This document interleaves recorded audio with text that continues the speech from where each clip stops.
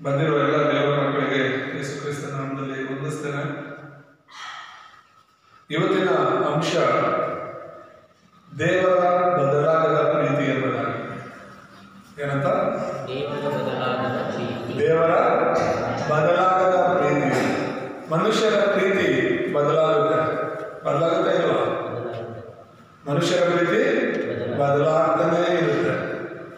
ಅವರಿಗೆ ಬೇಕಿದ್ದದನ್ನ ಸಿಗುವಾಗ ನಮ್ಮ ಮೇಲೆ ಜಾಸ್ತಿ ಪ್ರೀತಿ ಇರುತ್ತೆ. ಅವ್ರು ಬೇಕಿದ್ದದನ್ನ ನಾವು ಕೊಡದೇ ಇದ್ದಾಗ, ನಮ್ಮಿಂದ ಸಿಗದೇ ಇರುವಾಗ ಪ್ರೀತಿ ಕಡಿಮೆ ಆಗ್ತಿರುತ್ತೆ. ದೇವರ ಪ್ರೀತಿ ಆ ಥರ ಅಲ್ಲ. ದೇವರ ಪ್ರೀತಿ ಯಾವತ್ತಿಗೂ ಬದಲಾಗಲ್ಲ. ದೇವರು ಹೇಗೆ ಬದಲಾಗಲ್ವೋ ಹಾಗೆ ದೇವರ ಪ್ರೀತಿನೂ ಬದಲಾಗಲ್ಲ. ಮನುಷ್ಯರು ಬದಲಾಗೋದ್ರಿಂದ ಮನುಷ್ಯರ ಪ್ರೀತಿಗಳು ಕೂಡ ಬದಲಾಗ್ತಾ ಹೋಗುತ್ತೆ. ಸೊ ಇವತ್ತು ನಾವು ಹಳೆಯ ಒಡಂಬಡಿಕೆಯ ಕೊನೆಯ ಪುಸ್ತಕಕ್ಕೆ ಬಂದಿದ್ದೇವೆ. ನಿಮ್ಗೆ ಎಷ್ಟು ಜನಕ್ಕೆ ನೆನಪಿದೆಯೋ ಈ ಒಂದು ವಾಕ್ಯವನ್ನ ನಾನು ಸಾಧನೆ ಪ್ರಾರಂಭಿಸುವಾಗ ಸರಿ ಅಲ್ಲೊಂದು ವಚನ ಇಲ್ಲೊಂದು ವಚನ ತಗೊಂಡು ಹೇಳೋದಕ್ಕಿಂತ ಯೂಟ್ಯೂಬಲ್ಲಿ ಯಾವಾಗ ರೆಕಾರ್ಡ್ ಮಾಡಿ ಹಾಕೋದಕ್ಕೆ ಪ್ರಾರಂಭ ಮಾಡುವ ಆಗ ಆದಿಕಾಂಡ 1ನೇ ಅಧ್ಯಾಯ 1ನೇ ವಚನದಿಂದ ಹಿಡಿದು ಈಗ ಮಲಾಕಿ ತನಕ ಬಂದಿದ್ದೀವಿ. ಹಳೆ ಒಡಂಬಡಿಕೆಯಲ್ಲಿರುವಂತಹ ಮುಖ್ಯವಾದಂತಹ ಎಲ್ಲ ವಿಷಯಗಳನ್ನ ಸಂದೇಶದ ರೂಪದಲ್ಲಿ ನಾವು ರೆಕಾರ್ಡ್ ಮಾಡಿ ಯೂಟ್ಯೂಬಲ್ಲಿ ಹಾಕಿದ್ದೀವಿ. ನಾನಿಲ್ಲ ಅಂದ್ರು, ಸಭೆ ಇಲ್ಲ ಅಂದ್ರು, ನಾವು ಹಂಚಿಕೊಂಡಿರುವಂತಹ ಈ ಸತ್ಯ ವಾಕ್ಯಗಳ ಈ ಸುವಾರ್ತೆಯ ವಿಡಿಯೋಗಳು ನಮ್ಮ ಮಕ್ಕಳು ಮೊಮ್ಮಕ್ಕಳು ಅವ್ರ ಮಕ್ಕಳು ಕೂಡ ಸಿಗೋ ಥರ ಎಲ್ಲವೂ ಯೂಟ್ಯೂಬಲ್ಲಿ ಹಾಕಲ್ಪಟ್ಟಿದೆ. ಅಲ್ಲೂಯ ದೇವರ ನಾಮ ಸ್ತೋತ್ರ. ನಾವಿವತ್ತು ಇರ್ತೀವಿ, ನಾಳೆ ಹೋಗ್ಬಿಡ್ತೀವಿ. ಆದರೆ ಈ ಸತ್ಯ ಸುವಾರ್ತೆಯ ವಾಕ್ಯಗಳು ಯಾವಾಗಲೂ ಇರಬೇಕು ಅಂತ ಹೇಳ್ಬಿಟ್ಟು ನಾವಿದನ್ನೆಲ್ಲ ರೆಕಾರ್ಡ್ ಮಾಡಿ ಯೂಟ್ಯೂಬಲ್ಲಿ ಅಪ್ಲೋಡ್ ಮಾಡ್ತಾ ಇದ್ದೀವಿ. ಯಾವಾಗ ಬೇಕಾದ್ರೂ ಕೂಡ ಮಿಷನ್ 237 ನೇಷನ್ಸ್ ಅಂತ ಹೇಳಿ ಆ ಯೂಟ್ಯೂಬ್ ಚಾನಲ್ ಹೆಸರು ಏನಂತ? ಮಿಷನ್ 237 ನೇಷನ್ಸ್ ಅಂತ ಹೇಳಿ. ಸೊ ಈ ಒಂದು ಇದರಲ್ಲಿ ಯೂಟ್ಯೂಬಲ್ಲಿ ನಾವು ಯಾವಾಗ ಬೇಕಾದ್ರೂ ಕೂಡ ಈ ಸತ್ಯ ಸುವಾರ್ತೆಯ ಸಂದೇಶಗಳನ್ನ ಕೇಳ್ತಾ ಇರ್ಬೋದು. ಪದೇ ನಾವು ನೋಡಬಹುದು. ದೇವರ ನಮ್ಮ ಸ್ತೋತ್ರವಾಗಲಿ. ಮಲಾಕಿ 3ನೇ ಅಧ್ಯಾಯ 6ರಿಂದ 12 ಈಗಾಗಲೇ ನಾವು ವಾಕ್ಯವನ್ನ ಓದ್ಕೊಂಡಿದ್ದೀವಿ. 6ನೇ ವಚನ ಹೇಳುತ್ತೆ, ಆದರೂ ಯೆಹೋವನಾದ ನಾನು ಮಾರ್ಪಟ್ಟಿಲ್ಲ. ಆದದರಿಂದ ಯಾಕೋಬ ಸಂತತಿಯವರೇ ನೀವು ನಾಶವಾಗಲಿಲ್ಲ ಅಂತ. ನಾವು ಮಾರ್ಪಟ್ಟಾಗ ಏನಾದ್ರೂ ದೇವರು ಮಾರ್ಪಟ್ಟಿದ್ರೆ ನಿಜವಾಗ್ಲೂ ನಾವು ನಾಶವಾಗಿರ್ತಾ ಇದ್ದೀವಿ. ನಾವು ಹೇಗೆ ಬದಲಾಗ್ತಾ ಇರ್ತೀವೋ ಹಾಗೆ ದೇವರು ಬದಲಾಗೋ ತರ ಇದ್ದಿದ್ರೆ, ನಾವು ಬದಲಾಗೋ ತರ ದೇವ್ರ ಪ್ರೀತಿನೂ ಬದಲಾಗೋ ತರ ಇದ್ದಿದ್ರೆ ನಾವು ನಾಶವಾಗ್ತಿದ್ವಿ. ಇದುವರೆಗೂ ನಾವು ಜೀವಂತವಾಗಿ ಇರ್ತಿರ್ಲಿಲ್ಲ. ಪಾಪ ಕೊಡೋ ಸಂಬಳವಾಗಿರೋದ್ರಿಂದ ದೇವರು ತಪ್ಪು ಮಾಡೋ ನಮಗೆ, ಪಾಪ ಮಾಡೋ ನಮಗೆ ನಾಶ ಮಾಡಿಬಿಡ್ತಾ ಇದ್ರು. ಆತನು ಪ್ರೀತಿಸುವ ದೇವರಾಗಿರೋದ್ರಿಂದ ನಾವಿನ್ನೂ ಬದುಕಿ ಉಳಿದಿದ್ದೇವೆ. Alleluia alleluia. ನಾವು ಪದೇ ತಪ್ಪುಗಳನ್ನ ಮಾಡ್ತಾ ಇದ್ರು ಕೂಡ ಆತನ ಪ್ರೀತಿ ಬದಲಾಗಿಲ್ಲ. ನನ್ನ ಮಗನು ಇವತ್ತು ಬದಲಾಗ್ತಾನೆ, ನಾಳೆ ಬದಲಾಗ್ತಾನೆ ಅಂತ ಹೇಳಿ ಕೃಪೆಯ ಸಮಯವನ್ನು ಕೊಟ್ಟು ಇದನ್ನು ನೋಡ್ತಾನೆ ಇರೋದ್ರಿಂದ ನಾವು ಕೂಡ ಇವತ್ತು ಬದುಕಿ ಉಳಿದಿದ್ದೇವೆ. 7ನೇ ವಚನದಿಂದ ದೇವರು ಹೇಳೋದು, ನೀವು ಅಂದ್ರೆ ನಿಮ್ಮ ಪಿತೃಗಳ ಕಾಲದಿಂದಲೂ ನೀವು ನನ್ನ ವಿಧಿಗಳಿಗೆ ಓರೆಯಾಗಿದ್ದೀರಿ, ಅವುಗಳನ್ನು ಅನುಸರಿಸಲಿಲ್ಲ. ನನ್ನ ಕಡೆಗೆ ಪುನಃ ತಿರುಗಿದರೆ ನಾನು ನಿಮ್ಮ ಕಡೆಗೆ ಪುನಃ ತಿರುಗುವೆನು. ಇದು ಸೇನಾಧೀಶ್ವರನಾದ ಯೆಹೋವನ ನುಡಿ ಎಂಬ. ಏನ್ ಹೇಳ್ತಿರೋದಿಲ್ಲ ದೇವರು? ನನ್ನ ಕಡೆ ತಿರುಗಿ. ನೀವು ನನ್ನ ಆಜ್ಞೆಗಳಿಗೆ ವಿಧೇಯರಾಗ್ತಾ ಇಲ್ಲ, ನನ್ನ ಮಾತುಗಳಿಗೆ ನೀವು ವಿಧೇಯರಾಗಿ ನಡೀತಾ ಇಲ್ಲ. ಈಗ ನೀವು ನನ್ನ ಕಡೆ ತಿರುಗೋದಾದ್ರೆ ನಾನು ನಿಮ್ಮ ಕಡೆ ತಿರುಗ್ತೀನಿ ಅಂತ ದೇವರು ಹೇಳ್ತಿದ್ದಾರೆ. ಹಲ್ಲೆಲೂಯಾ. ದೇವ್ರು ನಿಮ್ಮ ಕಡೆ ತಿರುಗೋದು ಬೇಡ, ದೇವ್ರು ನಿಮ್ಮ ಕಡೆ ತಿರುಗೋದು ಬೇಡವಾ? ದೇವ್ರು ನಿಮ್ಮನ್ನ ನೋಡೋದು ಬೇಡವಾ? ದೇವ್ರು ನಿಮ್ಮ ಜೊತೆ ಇರೋದು ಬೇಡವಾ? ಬೇಕು ಅಂದ್ರೆ ದೇವರು ಹೇಳ್ತಿರೋದು, ನೀವು ಮೊದಲು ನನ್ನ ಕಡೆ ತಿರುಗಿ, ನೀವು ಮೊದಲು ನನ್ನನ್ನ ನಂಬಿ, ನೀವು ಮೊದಲು ನನ್ನ ಆಜ್ಞೆಗಳಿಗೆ ವಿಧೇಯರಾಗಿ. ನಿಮ್ಮ ಪೂರ್ವಿಕರು ಅದನ್ನ ಮಾಡಲಿಲ್ಲ, ನಾಶವಾದ್ರು. ಕನಿಷ್ಠ ನೀವಾದ್ರೂ ನನ್ನ ಕಡೆ ತಿರುಗೋದಾದ್ರೆ ನಾನು ನಿಮ್ಮ ಪಕ್ಷವಾಗಿರ್ತೇನೆ ಎಂಬುದಾಗಿ ದೇವರು ಹೇಳ್ತಾರೆ. ಇಲ್ಲಿ ಇನ್ನೂ ಮುಂದುವರಿತಾರೆ. ಈಗ 2 ವಾರದಿಂದ, ಕಳೆದ ಭಾನುವಾರ ಮತ್ತು ಆಚೆ ಭಾನುವಾರ ನಾವು ನೋಡುವಂತ ವಾಕ್ಯ ನೆನಪಿದೆಯಾ? ಯಾವ್ದ್ರ ಬಗ್ಗೆ? ಈ ಒಂದು 3 ವಾರಗಳಿಂದ ನಾವು ನೋಡ್ತಾ ಇದ್ದೀವಿ. ಆ 3 ವಾರಗಳಿಂದ ನಾವು ನೋಡೋದಾದ್ರೆ ಫಸ್ಟ್ ಹಗ್ಗಾಯ ಮತ್ತೆ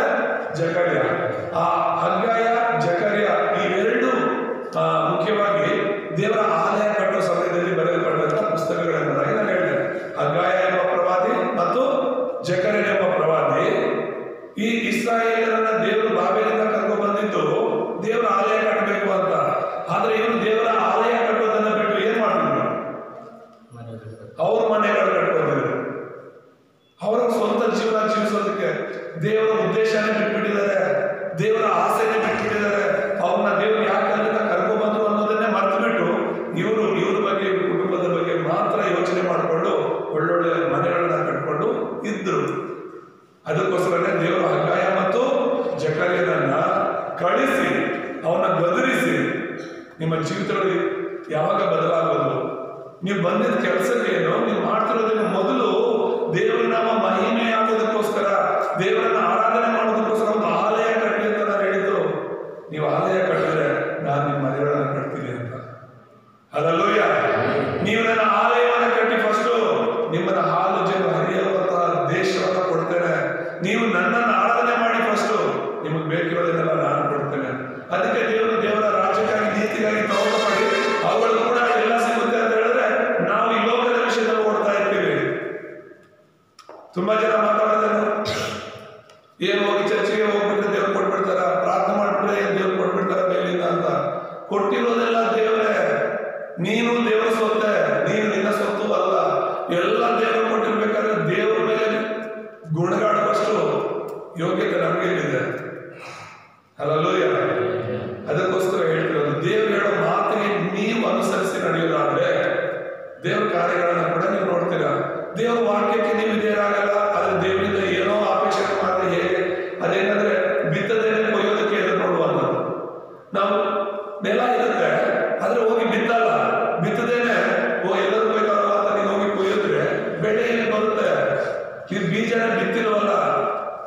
ಅದೇ ರೀತಿ ದೇವರಲ್ಲಿ ನೀನು ನಂಬಿಕೆ ಇಟ್ಟಿಲ್ಲ, ದೇವರಿಗಾಗಿ ನೀನು ಜೀವಿಸ್ತಿಲ್ಲ, ಆದ್ರೆ ದೇವರಿಂದ ಏನೋ ಪ್ರತಿಫಲ ಎದುರು ನೋಡ್ತಾ ಇದ್ರೆ ಹೇಗೆ? ಹಗ್ಗಾಯ ಜಕರ್ಯ ಹೋಗಿ ಇಸ್ರಾಯೇಲನ್ನು ಗದರಿಸಿ ಹೇಳಿದ್ದು ಇದೇ ಮಾತುಗಳನ್ನ. ಆಗ ಅವರು ಮನ ತಿರುಗಿ ಆಯ್ತು, ನಾವೀಗ ಸುಮಾರು 2 ವರ್ಷಗಳ ಕಾಲ ದೇವರ ಆಲಯವನ್ನು ನಿಲ್ಲಿಸ್ಬಿಟ್ಟಿದ್ವಿ, ಆದ್ರೆ ಈಗ ನಾವು ಮೊದಲು ಯಾರ ಆಲಯ ಕಟ್ಟೋಣ? ದೇವರ ಆಲಯ ಕಟ್ಟೋಣ.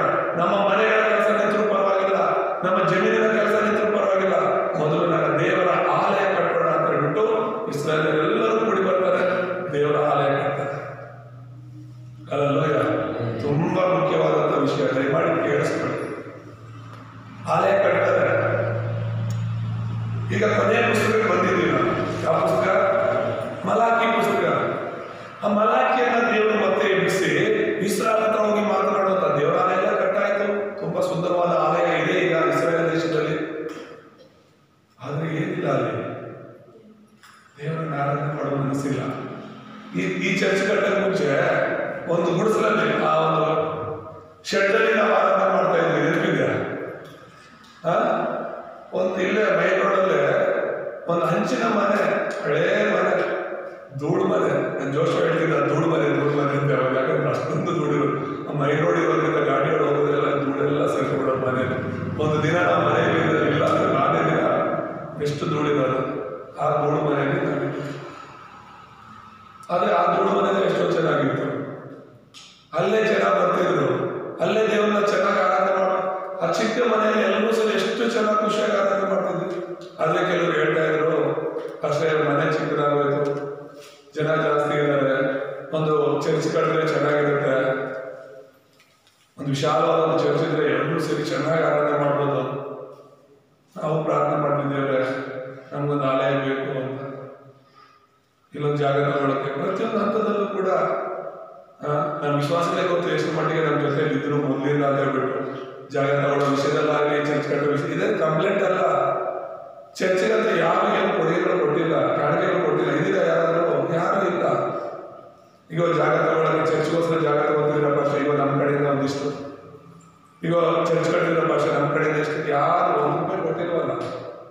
ಪ್ರತಿಯೊಂದು ವಿಷಯದಲ್ಲೂ ಕೂಡ ಸರಿ, ನಾವು ಊರಲ್ಲಿ ಊರು ಬಂದಿದ್ದೀವಿ, ನಾವು ದೇವರ ಆಲಯಕ್ಕೋಸ್ಕರ ಒಂದು ದೇವರ ಆರಾಧನೆಗೋಸ್ಕರ ಒಂದು ಸಭೆ ಕಟ್ಟಬೇಕು ಅಂತ ಹೇಳ್ಬಿಟ್ಟು ಪ್ರಾರ್ಥನೆ ಮಾಡಿ. ನಾನು ಹೇಳಿದಲ್ಲ, ಈ ಜಾಗ ತಗೊಳ್ಳೋದಕ್ಕೆ ನನ್ನ ಹತ್ರ ದುಡ್ಡಿಲ್ಲ, ಏನು ಮಾಡೋದು ಗೊತ್ತಿಲ್ಲ. ಒಂದು ಅವಕಾಶ ಬಂತು. ಏನು ಅವಕಾಶ? ಬೈಬಲ್ ಬರೆಯೋದು. ಬೈಬಲನ್ನ ನಮ್ಮ ಒಂದು ಲಮಾಣಿ ಭಾಷೆಯಲ್ಲಿ ಬರಿಬೇಕು ಅಂತ ಹೇಳ್ಬಿಟ್ಟು ಒಂದು ಕೇರಳದವರು ಸಂಸ್ಥೆಯವರು ನಮಗೆ ಭೇಟಿಯಾಗಿದ್ರು. ಭಾಷೆ ಸರಿ ಬರೀತೀವಿ. ಅದು ಬರೆದ್ರೆ ಎಷ್ಟು ಕೊಡ್ತೀವಿ ಅಂತ ಗೊತ್ತಾ?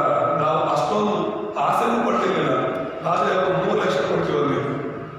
ಇಡೀ ಬೈಬಲ್ನ ನಮ್ಮ ಲಮಾಣಿ ಭಾಷೆಗೆ ಬರೆಯೋದಕ್ಕೆ 3 ಲಕ್ಷ ಕೊಡ್ತೀವಿ. 3 ಜನ ಜನ ಬರ್ತಿದ್ರು. ನಾನು ಅವ್ರಿಗೆ ಹೇಳಿದೆ, ಜಾಗ ಚರ್ಚ್ ಜಾಗ ತಗೊಳಕಂತ ಮಾತ್ರನೇ ಈ ದುಡ್ಡನ್ನ ನಾನು ಇಡ್ಬೇಕು ಅನ್ಕೊಂಡಿದ್ದೀನಿ, ನೀವು ನನಗೆ ಹೆಲ್ಪ್ ಮಾಡಿ, ನಿಮ್ಗೆ ಅಷ್ಟು ನಾನು ಕೊಡ್ತೀನಿ ಅಂದಾಗ ಅವರು ಕೂಡ ಒಪ್ಕೊಂಡ್ರು, ಆಯ್ತು ಅಂತ ಹೇಳಿದ್ರು. ಸೊ ಆ ರೀತಿ 3 ಜನ ಸೇರಿ ಏನಾಯ್ತು, ಹಗಲು ರಾತ್ರಿ ನಿದ್ರೇನೂ ಮಾಡ್ತಿರ್ಲಿಲ್ಲ. ಪ್ರೇಮ ಅವಾಗ ಜೋಶೋ ಟೈಮಲ್ಲಿ ಡೆಲಿವರಿ ಹೋಗಿತ್ತು, ನಾನು ಅಲ್ಲಿ ಹೋಗೋದು, ಈ ಕಡೆ ಭಾನುವಾರ ಆ ಸಮಯದಲ್ಲಿ ಎಲ್ಲ ಜಾಗ ತಗೋಬೇಕು, ಬೈಬಲೆಲ್ಲ ಬರಿಬೇಕು ಅನ್ಕೊಳ್ಳೋ ಟೈಮಲ್ಲಿ ವೆಂಕಟಾಚಲಪುರದಲ್ಲಿ ಅದು ಯಾವುದೋ ಹಬ್ಬ ಬಂದಾಗ ಶುರು ಆಗುತ್ತಲ್ಲ, ವರ್ಷಕ್ಕೊಂದ್ಸಲಿ ಜಾತ್ರೆ ಬಂದಾಗ ಶುರು ಆಗುತ್ತೆ. ಚರ್ಚ್ಗೆ ಹೋಗೋನೆಲ್ಲ ಟಾರ್ಗೆಟ್ ಮಾಡ್ತಾರೆ, ಅವನ್ನ ನ್ಯಾಯ ಪಂಚಾಯತಿ ಕೂರಿಸ್ತಾರೆ. ನಮ್ಮ ವಿಶ್ವಾಸಗಳಿದ್ರೆ ಧೈರ್ಯ ಇಲ್ಲ, ನಂಬಿಕೆ ಇಲ್ಲ. ವರ್ಷನೂ ಮುರಿದು ಬೀಳ್ತಾ ಇರೋದ್ರೆ ನಾವು ಅವನ್ನ ಕಟ್ಟೋದು, ವರ್ಷ ಪೂರ್ತಿ ಅವನ್ನ ಬಲಪಡಿಸೋದು, ವರ್ಷ ಪೂರ್ತಿ ದೇವರಿಗಾಗಿರಿ ಅಂತ ಹೇಳೋದು, ಆ ಜಾತ್ರೆ ಬಂದಾಗ ಮತ್ತೆ ಫಸ್ಟ್ ಕಟ್ಟೋದು. ಈ ಗೋಡೆಗಳು ಬೀಳ್ತಾ ಇರುತ್ತೆ, ಅದು ಬಿದ್ದೋದಾಗೆಲ್ಲ ಮತ್ತೆ ಕಳೆದಾಗ ವರ್ಷ ಇದೇ ಆಗುತ್ತೆ. ಯಾಕಂದ್ರೆ ವಿಶ್ವಾಸಿಗಳ ತೀರ್ಮಾನ ಸರಿ ಇಲ್ವಲ್ಲ. ಅನ್ಯ ಜನರು ಬಲಹೀನರು, ನಿಜವಾಗ್ಲೂ ಅನ್ಯ ಜನರು ಬಲಹೀನರು. ಆದ್ರೆ ಅವರು ಬಲವಾಗಿರೋದಕ್ಕೆ ಕಾರಣ ಏನಂದ್ರೆ ನಮ್ಮ ವಿಶ್ವಾಸ ಬಲಹೀನವಾಗಿರೋದ್ರಿಂದ. ನೀವು ನಂಬಿರೋ ನಂಬಿಕೆ ಸರಿ ಇಲ್ಲ, ನೀವು ದೇವರಲ್ಲಿ ಇಟ್ಟಿರೋ ಆ ನಂಬಿಕೆ ಬಲವಾಗಿರೋದ್ರಿಂದಲೇ ಸಮಸ್ಯೆಗಳು ಬಂದಾಗ ಎಡು ಬೀಳ್ತಿರೋದು. ಒಂದು ಸಲ ತಾಯಿ ಧೈರ್ಯವಾಗಿ ನಿಂತ್ಕೊಳ್ಳಿ, ನಿನ್ನ ಜೀವನ ನಿನ್ನಿಷ್ಟಕ್ಕೆ ಬದುಕಕ್ಕೆ ನಿನಗೆ ಆಗ್ತಿಲ್ಲ ಅಂತ ಹೇಳಿದ್ರೆ ಇನ್ನೇನು ಹೇಳೋದು ನಿನಗೆ? ಇದು ದೇವರು ಕೊಟ್ಟಿರೋ ಜೀವ, ಅಲ್ಲೂಯ ಮನುಷ್ಯರು ಕೊಟ್ಟಿರೋದಲ್ಲ, ಗ್ರಾಮದಲ್ಲಿ ಕೊಟ್ಟಿರೋದಲ್ಲ, ದೇವ್ರು ಕೊಟ್ಟಿರೋ ಜೀವ. ದೇವರಿಗಾಗಿ ಜೀವಿಸೋದಕ್ಕೆ ಆಗ್ತಿಲ್ಲ ಅಂತ ಹೇಳಿದ್ರೆ ಇನ್ನೇನು ಹೇಳೋದು? ತಿಂದ್ರೆ ಕುಡಿದ್ರೆ ಎಂಜಾಯ್ ಮಾಡಿದ್ರೆ ಇನ್ನೊಬ್ಬರ ಮನೆ ಹಾಳು ಮಾಡ್ತಿದ್ರು ಕೂಡ ಯಾವುದು ಕೇಳಕ್ ಬರಲ್ಲ. ಚರ್ಚ್ ಬಂದ ತಕ್ಷಣ ಅಡ್ಡ ಬರ್ತಾರೆ, ಏಸು ಅಂದ ತಕ್ಷಣ ಅಡ್ಡ ಬರ್ತಾರೆ. ಯಾಕೆ? ಏಸು ಏನ್ ಕೆಟ್ಟದ್ದು ಮಾಡಿದ್ದಾರೆ? ಏಸು ಯಾರ ಮನೆ ಹಾಳು ಮಾಡ್ತಿದ್ದಾರೆ? ಏಸು ನಂಬಿ ಯಾರು ಹಾಳಾಗಿದ್ದಾರೆ? ಏಸುನ ಬಿಟ್ಟು ಹಾಳಾಗಿರೋದನ್ನ ನೋಡಿದ್ದೀವಿ. ಏಸುನ ನಂಬಿ ಏಸುಗಾಗಿ ಜೀವಿಸೋರು ಯಾರು ಹಾಳಾಗಿಲ್ಲ, ಅವರ ಜೀವಿತಗಳು ಬದಲಾಗ್ತಾ ಇದ್ದಾರೆ. ಹಲ್ಲೆಲೂಯ. ನಿಜವಾಗ್ಲೂ ಯೇಸುವನ್ನು ನಂಬುವವರ ಜೀವಿತಗಳು ಬದಲಾಗ್ತಾ ಇವೆ. ನಿಜವಾಗ್ಲೂ ಯೇಸುವನ್ನು ನಂಬುವವರ ಒಂದು ಹಳೆಯ ಜೀವಿತಗಳು, ಪಾಪದ ಕಾರ್ಯಗಳೆಲ್ಲ ಬಿಟ್ಟು ಸರಿಯಾದ ಮಾರ್ಗದಲ್ಲಿ ಬಂದು ಅವರ ಜೀವಿತಗಳು ಸಾಕ್ಷಿಯಾಗಿವೆ. ಆ ರೀತಿ ಹಗಲು ರಾತ್ರಿ ಹೋಗಿ ನಾವು ಆ ಕಡೆ ಬೈಬಲ್ ಬರೀತಾ ಇದ್ವಿ. ಈ ಕಡೆ ನೋಡಿದ್ರೆ ಆ ಜಾತ್ರೆ ಟೈಮಲ್ಲಿ ಸಮಸ್ಯೆ ಮಾಡಿ ಎಲ್ಲರನ್ನ ಕೂರಿಸಿ ಇನ್ಮೇಲೆ ನೀವು ಚರ್ಚ್ಗೆ ಹೋಗಬಾರ್ದು ಅಂತ ಹೇಳ್ಬಿಟ್ಟು ಸ್ಟ್ರಿಕ್ಟ್ ಆಗಿ ಹೇಳ್ಬಿಟ್ಟಿದ್ದಾರೆ. ಸುಮಾರು ಏನೋ ಚರ್ಚ್ ಹೋದ್ರೆ 20-25 ಸಾವಿರ ಏನೋ ದಂಡ ಕಟ್ಟಬೇಕು ಅಂತ ಹೇಳ್ಬಿಟ್ಟು ಆಗ ಹೇಳಿದ್ದು. 25 ಸಾವಿರ. ಒಬ್ಬರು ಸಭೆ ಬರ್ತಿಲ್ಲ. ನಾನು ಅಲ್ಲಿಂದ ಒಂದು ಭಾನುವಾರ ಮಿಸ್ ಮಾಡ್ತಿದ್ದ. ಯಾವತ್ತಾದ್ರೂ ಇದುವರೆಗೂ ನಾನು ವಿದೇಶಕ್ಕೆ ಹೋದಾಗ, ಬೇರೆ ಕೊರಿಯಾ ದೇಶಕ್ಕೆ ಹೋದಾಗ ಮಾತ್ರನೇ ನಾನು ಬರೋಕ್ಕಾಗ್ತಿರ್ಲಿಲ್ಲ. ಬೇರೆ ಎಲ್ಲಿ ಹೋದ್ರು ಕೂಡ ಭಾನುವಾರ ನಾನು ಸಭೆಯಲ್ಲೇ ಇದ್ದೀನಿ. ಒಬ್ಬ ವಿಶ್ವಾಸ ಇದ್ರು ಕೂಡ ನಾನು ಸಭೆಯಲ್ಲೇ ಬಂದು ಆರಾಧನೆ ಮಾಡ್ತಿದ್ದೆ. ಯಾಕಂದ್ರೆ ದೇವ್ರು ಕೊಟ್ಟಿರೋದು ಇದು. ನಾನು ಮನುಷ್ಯರು ನೋಡಿ ಎಲ್ಲ ನಾನು ದೇವ್ರು ಬಂದಿರೋದು, ಸೇವೆ ಮಾಡಕ್ ಬಂದಿರೋದು, ದೇವ್ರು ನೋಡಿ ದೇವರು ನನ್ನ ಕರೆದಿರೋದು ಅಂತ ಹೇಳ್ಬಿಟ್ಟು ಬರ್ತಾನೆ. ಎಲ್ಲಿ ಹೋದ್ರು ಕೂಡ ಭಾನುವಾರ ನಮ್ಮ ಸಭೆಯಲ್ಲೇ ಬರ್ತಾರೆ. ನನಗೆ ಎಷ್ಟೋ ದಿನ ಭಾಷೆ ಗೊತ್ತಿದ್ರು ಕೂಡ ಭಾನುವಾರ ಚರ್ಚಲ್ಲಿ ದೇವ್ರ ವಾಕ್ಯ ಕೊಡಕ್ಕೆ ಬರ್ಕಾಡಿದ್ರು ಕೂಡ ನಾನು ಯಾವ ಚರ್ಚ್ಗೆ ಹೋಗಲ್ಲ ಭಾನುವಾರ. ಯಾಕಂದ್ರೆ ದೇವರು ನನಗೆ ಕೊಟ್ಟಿರೋ ಈ ಸಭೆ ಮುಖ್ಯ ಅಂತ ಹೇಳ್ಬಿಟ್ಟು, ಸರಿ ಅಂತ ಹೇಳ್ಬಿಟ್ಟು ಆ ಥರ ಅಲ್ಲಿಂದ ಭಾನುವಾರ ಬಂದಿದ್ದೀನಿ. ಇಲ್ಲಿ ನೋಡಿದ್ರೆ ಚರ್ಚಲ್ಲಿ ಆ ಮನೆಯಲ್ಲಿ ಯಾರು ಇಲ್ಲ, ಚರ್ಚ್ಗೆ ಯಾರು ಬಂದಿಲ್ಲ. ಎಲ್ಲ ನಾನೇ ಎಲ್ಲ ಗುಡಿಸಿ ಎಲ್ಲ ಕ್ಲೀನ್ ಮಾಡಿ ಚಾ ಕಾಯಿಸಿ ಕೂತಿದ್ದೀನಿ. ಒಬ್ರು ಬಂದಿಲ್ಲ. ಏನು ಕಾರಣ ಅಂತ ನೋಡಿದ್ರೆ ಈ ಥರ ಸಮಸ್ಯೆ ಆಗಿದೆ ಅಂತ ಗೊತ್ತಾಯ್ತು. ಆಮೇಲೆ ಈ ರಾಜಣ್ಣ ಅಂತ ಹೇಳ್ಬಿಟ್ಟು ತೀರೋದವರು ಕಣ್ಣು ಕಾಣ್ತಿಲ್ವಲ್ಲ, ಒಬ್ರು ಬರ್ತಿದ್ವಿ. ಅವರು ಅವ್ರ ಹೆಂಡತಿ ಬರೋರು. ಆಮೇಲೆ 1-2 ವಾರ ಏನೋ ಮಿಸ್ ಆದ್ರು ಅಷ್ಟೇ. ಲಕ್ಷ್ಮಮ್ಮ ಅವ್ರು ಮಾತ್ರ ಬರ್ತಿರೋರು. ಅಲ್ಲೋಗಿ ಇಲ್ಲೋಗಿ ಯಾವುದೋ ಊಟಲ್ಲಿ ಹೋಗ್ಬಿಟ್ಟು ಮನೆಗೆ ಬರೋರು ಅವರು ಚರ್ಚ್ಗೆ. ಅದು ಯಾವಾಗ ನೆನಪಿದೆ ನನಗೆ. ಅವತ್ತಿಂದಲೂ ಕೂಡ ಅವರು ಸೋತೋಗಿಲ್ಲ ಚರ್ಚ್ ವಿಷಯದಲ್ಲಿ. ಹೇಗೋ ಒಂದು ಕದ್ದು ಮುಚ್ಚಾದ ಸಭೆ ಬರ್ತಿತ್ತು. ಆಮೇಲೆ ಪುಟ್ಟಲಕ್ಷ್ಮಿ ಸಿಸ್ಟರ್ ಲಕ್ಷ್ಮಮ್ಮ ಈ ಥರ ಆರಾಧನೆ ಬರೋಕ್ಕೆ ಆಗ್ತಿಲ್ವಲ್ಲ, ಏನು ಮಾಡೋದು ಅಂತ ಹೇಳ್ಬಿಟ್ಟು ನನಗಿನ್ನೂ ನೆನಪಿದೆ. ಅದನ್ನು ನೆನೆಸ್ಕೊಂಡಾಗ ಇನ್ನೂ ಕಣ್ಣಲ್ಲಿ ನೀರು ಬರುತ್ತೆ. ಇಲ್ಲಿ ನಮ್ಮ ಮನೆಗೆ ಬಂದರೆ ಕಾವಲಿರ್ತಾರೆ ಜನ ಅಂತ ಹೇಳ್ಬಿಟ್ಟು ಇಲ್ಲಿ ಬನ್ಕಳ್ಳಿ ಹತ್ರ ಒಂದು ಚರ್ಚ್ ಇದೆ. ಆ ಚರ್ಚ್ ಬೀಗರು ಅವ್ರು ಹಾಕೊಂಡು ಹೋಗಿದ್ದಾರೆ ಭಾನುವಾರ ಪ್ರೇಯರ್ ಮುಗಿಸ್ಕೊಂಡು. ಆಮೇಲೆ ಇವ್ರನ್ನ ಆ ಕಡೆ ಅಲ್ಲಿ ಬನ್ನಿ, ಅಲ್ಲಿ ಚರ್ಚ್ ಇದೆ, ಅಲ್ಲಿ ಸೇರಿ ನಾವು ಪ್ರಾರ್ಥನೆ ಮಾಡಬೇಕಾದ್ರೆ ಅಂತ ಹೇಳಿದಾಗ ಆ ಚರ್ಚ್ ಬೀಗರು ಎಲ್ಲಿಲ್ಲ ಅವ್ರು ಹೋಗ್ಬಿಟ್ಟಿದ್ರು. ಪಕ್ಕದಲ್ಲಿ ಆ ಚರ್ಚ್ ಪಕ್ಕದಲ್ಲಿ ಒಂದು ಹುಣಸೆ ಮರ ಇದೆ. ಹುಣಸೆ ಮರದ ಕೆಳಗಡೆ ಕೂತ್ಕೊಂಡು ನಾವು ಮೂವರೇ ಪ್ರಾರ್ಥನೆ ಮಾಡಿದ್ವಿ. ಪ್ರಾರ್ಥನೆ ಮಾಡಿ ಮತ್ತೆ ಅವ್ರ ದಾರಿಗೆ ಅವರಾದ್ರೆ ನನ್ನ ದಾರಿಗೆ ಆಗ್ತದೆ. ಯಾರು ನಿಲ್ಸಕ್ಕಾಗಿಲ್ಲ. ನನಗೆ ಬೇಡ, ನನಗೆ ದೇವ್ರು ಬೇಡ, ನಾನು ಚರ್ಚ್ ಹೋಗೋದು ಬೇಡ ಅಂದ್ರೆ ಮಾತ್ರ ನೀನು ಸೋತೋಗ್ಬೋದೇ ವಿನಃ ನನಗೆ ದೇವ್ರು ಬೇಕು ಅಂದ್ರೆ ದೇವ್ರು ಎಲ್ಲಾದ್ರೂ ಮಾರ್ಗ ತೆಗಿತಾರೆ. ಆವತ್ತು ಆ ಪ್ರಾರ್ಥನೆಗಳನ್ನ, ಆ ನಂಬಿಕೆನ ನೋಡಿದ ದೇವರೇ ಈ ಜಾಗವನ್ನು ಕೊಟ್ಟಿದ್ದು, ಈ ಆಲಯನ ಕೊಟ್ಟಿದ್ದು. ಅಲ್ಲೂಯ್ಯ. ನಮ್ಗೆ ಆಲಯ ವಿಶಾಲವಾಗಿರ್ಬೇಕು, ಅದು ಇದು ಅಂತ ಹೇಳೋದಿಲ್ಲ. ಇವತ್ತು ಚರ್ಚಲ್ಲಿ ಇಲ್ಲ. ಇವತ್ತು ಆಲಯ ವಿಶಾಲವಾಗಿದೆ, ಆದರೆ ವಿಶ್ವಾಸಗಳ ಹೃದಯ ವಿಶಾಲವಾಗಿದೆ, ವಿಶ್ವಾಸಗಳ ನಂಬಿಕೆ ಬಲವಾಗಿದೆ. ಯಾಕೆ ಇದನ್ನ ಹೇಳ್ತಾ ಇದ್ದೀನಿ ಅಂದ್ರೆ, ಮಲಾಕಿ ಪುಸ್ತಕದಲ್ಲಿ ಅದನ್ನೇ ನಾವು ನೋಡ್ತಿರೋದು. ಆಲಯ ಏನು ಕಟ್ಬಿಟ್ಟಿದ್ದಾರೆ, ಆದ್ರೆ ಜನರ ಮನಸ್ಸು ದೇವರಿಂದ ದೂರ ಇದೆ. ಆಲಯ ಕಟ್ಟಿದೆ, ಆದ್ರೆ ಆಲಯಕ್ಕೆ ಜನ ಬರ್ತಾ ಇಲ್ಲ. ದೇವರ ಆಲಯ ಕಟ್ಟಕ್ಕೆ ಹೇಳಿದ್ದೇನು? ಏನಕ್ಕೆ? ದೇವರನ್ನ ಆರಾಧನೆ ಮಾಡಿ ಕೇಳಿಸ್ಕೊಂಡಿದ್ದಾರೆ. ಏನಕ್ಕೆ ದೇವರ ಆಲಯ ಕಟ್ಟಕ್ಕೆ ಹೇಳಿದ್ದು? ಸಭೆಗೆ ಬಂದು, ಆಲಯಕ್ಕೆ ಬಂದು ದೇವರನ್ನ ಆರಾಧನೆ ಮಾಡೋದಕ್ಕೆ. ಆದ್ರೆ ಇವರು ಏನೋ ದೇವರು ಹೇಳೋದು ಕಟ್ಬಿಟ್ಟಿದ್ದೀವಿ ಚರ್ಚನ. ನೋಡಿದ್ರೆ ಚರ್ಚ್ ಖಾಲಿ, ದೇವರ ಆಲಯ ಖಾಲಿ ಆಗಿದೆ, ಜನ ಬರ್ತಾ ಇಲ್ಲ ಅಲ್ಲಿ ದೇವರನ್ನ ಆರಾಧನೆ ಮಾಡಿ. ಅದಕ್ಕೆ ಈ ದೇವರು ಹೇಳ್ತಾ ಇರೋದು, 6ನೇ ವಚನ ಓದ್ಕೊಳ್ವಿ. ಯೆಹೋವನಾದ ನಾನು ಮಾರ್ಪಟ್ಟಿಲ್ಲ, ನೀವು ಮಾರ್ಪಡ್ತಿದ್ದೀರಾ. ಸಮಯದಲ್ಲಿ ನೀವು ಬದಲಾಗ್ತೀರಾ. ಅವ್ರು ಯಾರೋ ಬಂದು ಹೇಳ್ತಾರೆ, ಇವ್ರೇನೋ ಬಂದು ಹೇಳ್ತಾರೆ ಅಂತ ಮನುಷ್ಯ ಮಾತು ಕೇಳಿಸ್ಕೊಂಡು ನಿಮ್ಮ ಜೀವಿತಗಳು ಬದಲಾಗ್ತಾ ಇದೆ, ನಿಮ್ಮ ನಂಬಿಕೆಗಳು ಬದಲಾಗ್ತಾ ಇದೆ, ನೀವು ಸೋತೋಗ್ತಿದ್ದೀರಾ. ಆದ್ರೆ ನಾನು ಸೋತೋಗಲ್ಲ, ನಾನು ಬದಲಾಗಲ್ಲ ಅಂತ ದೇವರು ಹೇಳ್ತಾ ಇರೋದು. ನಾನು ಮಾರ್ಪಟ್ಟಿಲ್ಲ ಅಂತ ಹೇಳ್ತಿರೋದು. ಅಲ್ಲೂಯ್ಯ. ಅದಕ್ಕೇನೆ 7ನೇ ವಚನದಲ್ಲಿ ದೇವರು ಹೇಳ್ತಿರೋದು, ನೀವು ನನ್ನ ಕಡೆಗೆ ಪುನಃ ತಿರುಗಿರಿ. ಪುನಃ ಅಂದ್ರೇನು? ಮತ್ತೆ. ಅವಾಗ ಯಾವತ್ತೋ ತಿರುಗಿದ್ರಲ್ಲ, ಆ ತರ ಇವತ್ತು ಮತ್ತೆ ನೀವು ನನ್ನ ಕಡೆ ತಿರುಗೋದಾದ್ರೆ ನಾನು ನಿಮ್ಮ ಕಡೆ ತಿರುಗ್ತೀನಿ. ಅಲ್ಲೂಯ್ಯ. ಅವಳ ಕೂಸಿ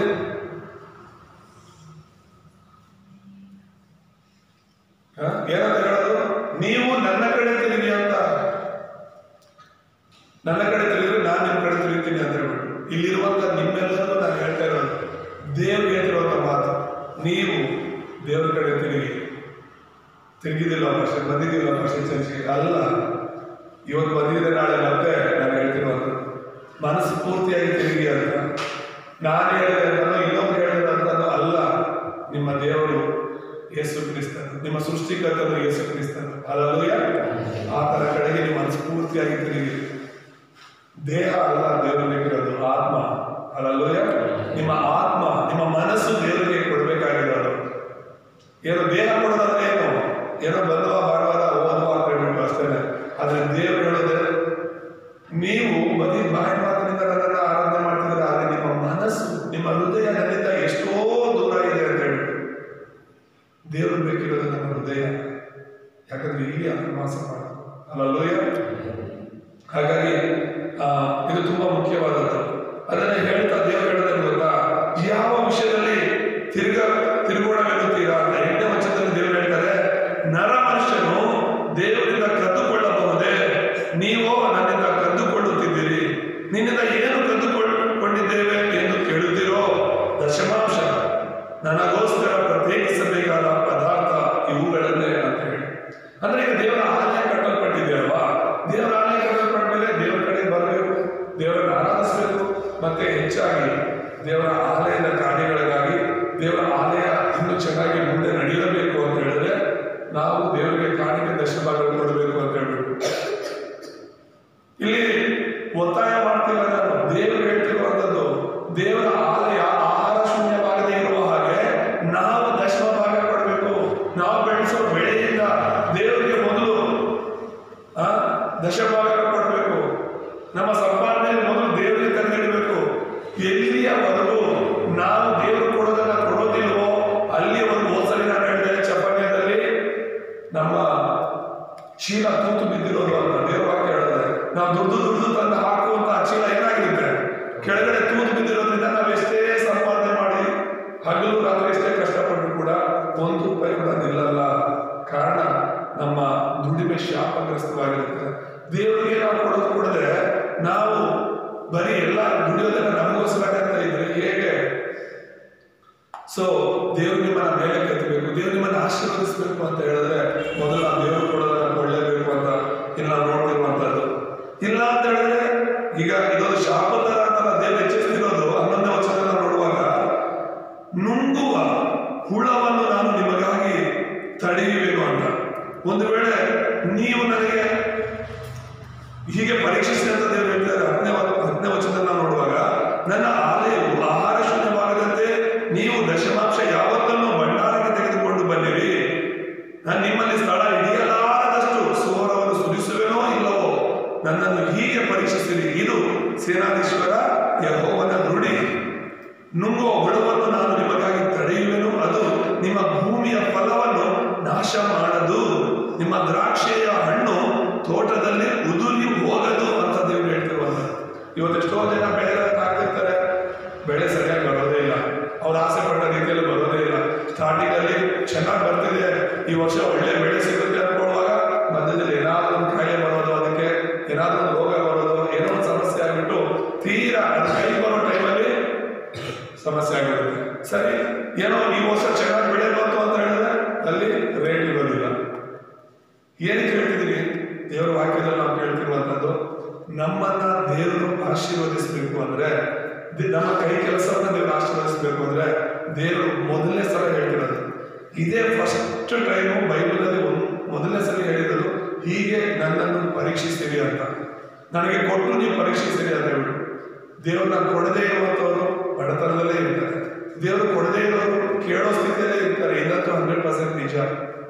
ದೇವರಿಗೆ ಕೊಡೋವನ್ನೇ ದೇವರಿಗೆ ಕಾರಕವಾಗಿ ಆಶೀರ್ವದಿಸ್ತಾರೆ. ಹಲ್ಲೆಲೂಯ. ಸೊ ಈ ದೇವರ ಆಲಯ ದೊಡ್ಡದಾಗಿ ಕಟ್ಬಿಟ್ಟಿದ್ದಾರೆ, ಜನ ಎಲ್ಲರೂ ಕೂಡ ಸರಿಯಾಗಿ ದೇವರನ್ನ ಆರಾಧನೆ ಮಾಡಕ್ ಬರ್ತಾ ಇಲ್ಲ. ದೇವರಿಗೆ ಕೊಡಬೇಕಾಗಿರುವಂತ ದಶಭಾಗ ಕಾಣಿಕೆಗಳನ್ನ ಕೊಡದೇ ಇರೋದ್ರಿಂದ ಅವರ ಜೀವಿತಗಳು ಮತ್ತೆ ಸಮಸ್ಯೆಗಳಲ್ಲಿ, ಕಷ್ಟಗಳಲ್ಲಿ ಇತ್ತು. ಹಾಗಾಗಿ ದೇವರು ಮಹಾತ್ಮೆಯನ್ನು ಕಳಿಸೋದ್ರ ಮೂಲಕ ನಾನು ಮಾರ್ಪಟ್ಟಿಲ್ಲ, ಆದ್ರೆ ನೀವು ಮಾರ್ಪಟ್ಬಿಟ್ಟಿದ್ದೀರಾ. ನನ್ನ ಆರಾಧನೆ ಮಾಡೋ ವಿಷಯದಲ್ಲಿ ಮಾರ್ಪಟ್ಟಿದ್ದೀರಾ, ನನಗೆ ಕೊಡೋ ಕಾಣಿಕೆ ವಿಷಯದಲ್ಲಿ ಬದಲಾಗ್ಬಿಟ್ಟಿದ್ದೀರಾ, ನನಗೆ ಕೊಡೋ ದಶಭಾಗದ ವಿಷಯದಲ್ಲಿ ಬದಲಾಗ್ಬಿಟ್ಟಿದ್ದೀರಾ. ನೀವು ಸಂಪೂರ್ಣವಾಗಿ ಮತ್ತೆ ನನ್ನ ಕಡೆ ತಿರುಗಿ, ನಾನು ನಿಮ್ಮ ಕಡೆ ತಿರುಗ್ತೀನಿ ಅಂತ ದೇವರು ಹೇಳ್ತಿದ್ದಾರೆ. ಆಮೇಲೆ ಸೊ ಈ ವಾಕ್ಯವನ್ನು ನಾವು ಕೂಡ ತೆಗೆದುಕೊಳ್ಳೋಣ ನಮ್ಮ ಹೃದಯಕ್ಕೆ. ದೇವರು ಹೇಗೆ ಬದಲಾಗಿರೋ ಹಾಗೆ ನಾವು ಬದಲಾಗದ ಹಾಗೆ ದೇವರ ಕಡೆಗೆ ಇರೋಣ. ಇವತ್ತಿನ ಅಂಶ ದೇವರ ಬದಲಾಗದ ಪ್ರೀತಿ ಅಂತ ಹೇಳ್ಬಿಟ್ಟು ಮಲಾಕಿ 3:1-12 ವಾಕ್ಯ. ಪರಿಚಯದಲ್ಲಿ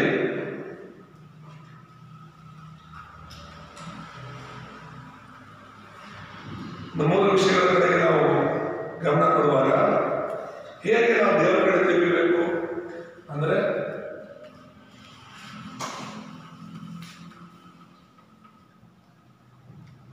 ಭಕ್ತಿಯಿಂದ ದೇವರ ಕಡೆಗೆ ತಿರುಗಬೇಕು. ಭಕ್ತಿ ಇಲ್ಲದೆ ದೇವರ ಕಡೆ ತಿರುಗೋದ್ರಿಂದ ಪ್ರಯೋಜನ ಇಲ್ಲ. ಎರಡನೇದಾಗಿ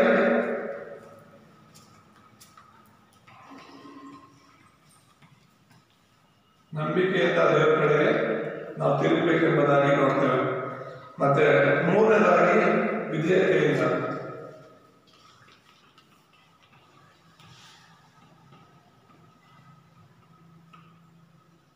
ಆಮೇಲೆ ಹೇಗೆ ದೇವರ ಕಡೆ ನಾವು ತಿರುಗಬೇಕಂತೆ? ಭಕ್ತಿ ಇಲ್ಲದೆ ದೇವರ ಕಡೆ ಹೇಗೆ ತಿರುಗಬೇಕಾಗತ್ತೆ? ಎರಡನೇದಾಗಿ ನಂಬಿಕೆ ಇರಬೇಕು ದೇವರಲ್ಲಿ, ಮೂರನೇದಾಗಿ ವಿಧೇಯತೆ ಅನ್ನೋದಿರಬೇಕು. ಈ ಮೂರು ವಿಷಯಗಳು ನಮ್ಮಲ್ಲಿ ಇರಬೇಕು. ದೇವರಲ್ಲಿ ಭಯಭಕ್ತಿ ಇರಬೇಕು, ದೇವರಲ್ಲಿ ಸಂಪೂರ್ಣ ನಂಬಿಕೆ ಇರಬೇಕು, ಮತ್ತೆ ದೇವರ ವಾಕ್ಯಕ್ಕೆ ನಾವು ವಿಧೇಯರಾಗಿ ಆತನ ಕಡೆಗೆ ನಾವು ತಿರುಗಬೇಕು. ನಾನೇನೋ ದೇವರ ಕಡೆ ತಿರುಗಿದ್ದೀನಿ, ನಾನು ದೇವ್ರ ನಂಬಿದ್ದೀನಿ, ನಾನು ದೇವರಿಗಾಗಿ ಜೀವಿಸ್ತಿದ್ದೀನಿ ಅಂತ ಹೇಳಿ ಈ ಮೂರು ವಿಷಯಗಳು ನಿನ್ನಲ್ಲಿ ಇಲ್ಲ ಅಂತ ಹೇಳಿದ್ರೆ ನೀನು ಸಂಪೂರ್ಣವಾಗಿ ದೇವರ ಕಡೆಗೆ ತಿರುಗಿಲ್ಲ ಅಂತಾನೆ ಅರ್ಥ ಎಂಬುದಾಗಿ ನಾವು ನೋಡ್ತೇವೆ. ಮತ್ತೆ ಮುಖ್ಯ ಸಂದೇಶದಲ್ಲಿ ಮೂರು ವಿಷಯಗಳನ್ನು ನಾವು ನೋಡುವಾಗ,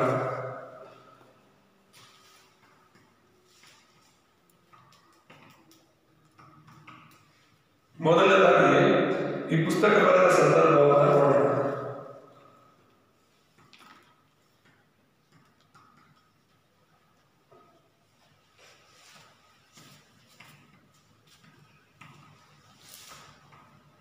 ಈ ಪುಸ್ತಕ ಬರೆದ ಸಂದರ್ಭ, ಯಾವ ಸಂದರ್ಭದಲ್ಲಿ ದೇವರು ಈ ಮಲಾಖಿಯನ್ನು ಕರೆದರು, ಈ ಒಂದು ವಿಷಯಗಳನ್ನು ತಿಳಿಸಿದೆ ಎಂಬುದಾಗಿ ನಾವು ನೋಡುವಾಗ, ಇದನ್ನು ಬರೆದಿರೋದು ಕ್ರಿಸ್ತ ಪೂರ್ವ 400 ವರ್ಷದಲ್ಲಿ 460ನೇ ವರ್ಷದಲ್ಲಿ ಬರೆದಿದ್ದಾರೆ ಎಂಬುದಾಗಿ ನೋಡ್ತೇವೆ. ಆ ಸಮಯಕ್ಕೆ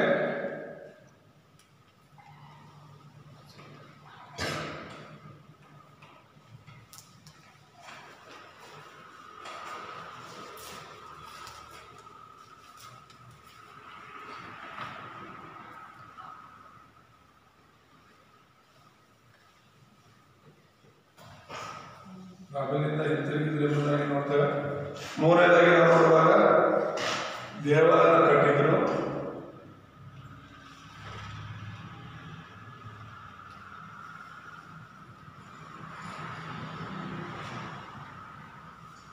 ದೇವಾಲಯವನ್ನು ಕಟ್ಟಿದ್ದರು. ನಾಲ್ಕನೇದಾಗಿ ನಾವು ನೋಡುವಾಗ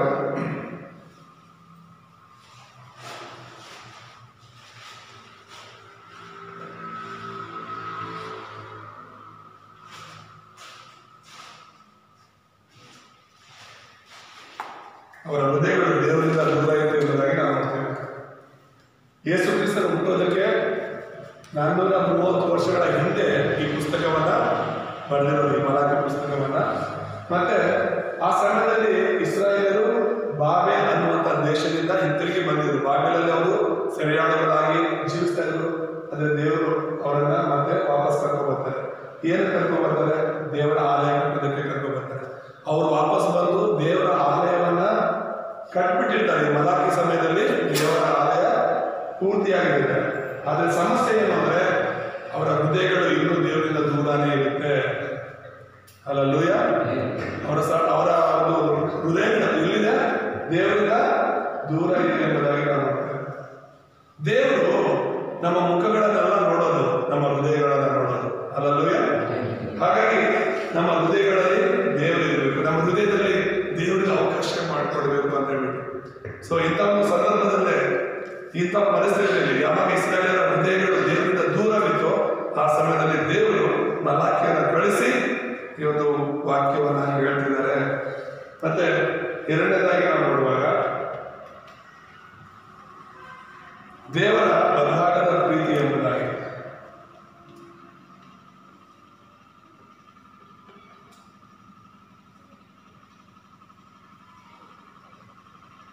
ದೇವರ ಬದಲಾಗದ ಪ್ರೀತಿ 1ನೇ ಅಧ್ಯಾಯ 1ರಿಂದ 5 ತನಕ ನಾವು ನೋಡ್ತೇವೆ. ಇದರಲ್ಲಿ ಒಂದು 3 ವಿಷಯಗಳು ನೋಡುವಾಗ ದೇವರು ನಮ್ಮನ್ನು ಪ್ರೀತಿಸುತ್ತಿದ್ದಾನೆ ಎಂಬುದಾಗಿ.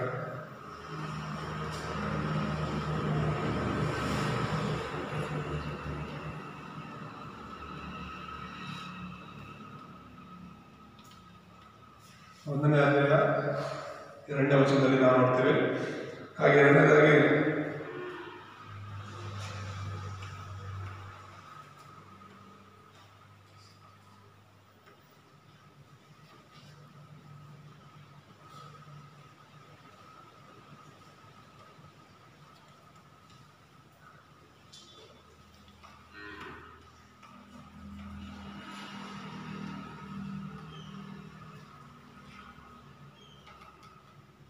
ದೇವರು ನಮ್ಮ ಮೇಲೆ ಎಷ್ಟೋ ಪ್ರೀತಿ ನಿಟ್ಟನೆಂಬುದಾಗಿ ವಚನದಲ್ಲಿ ನಾವು ನೋಡ್ತೇವೆ.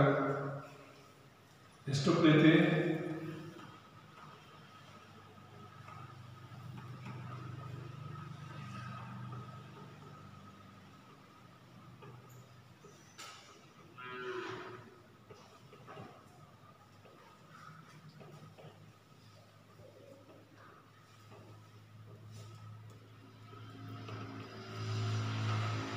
ಎಷ್ಟು ಪ್ರೀತಿ ಇಲ್ಲ ದೇವರು ನಮ್ಮ ಮೇಲೆ.